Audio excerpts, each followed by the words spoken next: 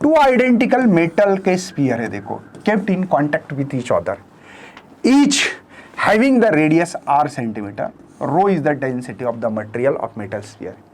The gravitational force F है of attraction between is proportional to.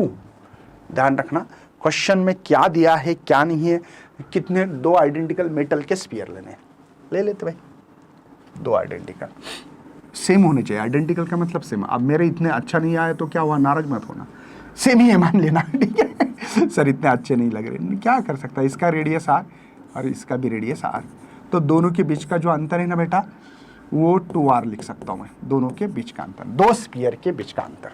चलो sir, है ना। और ये अट्रैक्शन वाला भी फोर्स कर रहे हैं, बहुत ही बढ़िया सर।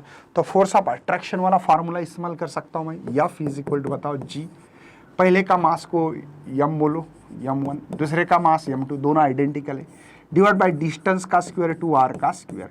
अब बोलोगे सर ये फार्मूला कहाँ से लाया, तो ये Newton's law of gravitation, m1 m2 divide by r square, लेकिन इसका r है 2r, इनका r था 2r था, क्या करें भाई।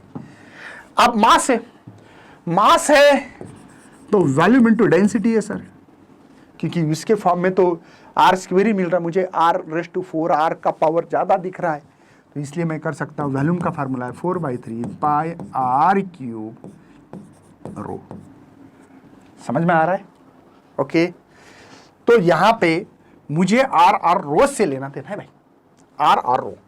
तो मास के अंदर, मास का डायरेक्टली प्रोपोर्शनल r³ रो, इनका प्रोपोर्शनलिटी है।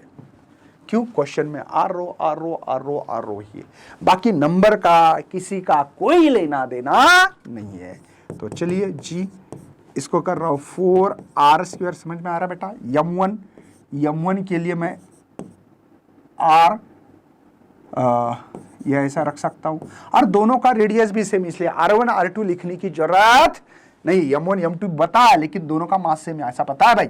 ये क्वेश्चन देखो, two identical metal sphere kept in contact with each other, each having the radius r centimetre, rho is the density of material metal sphere, the gravitational force क्या होगा, है ना।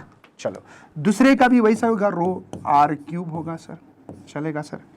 तो ये देखो F, बाकी नंबर का कोई लेना देना ही नहीं मुझे, आप समझ लो।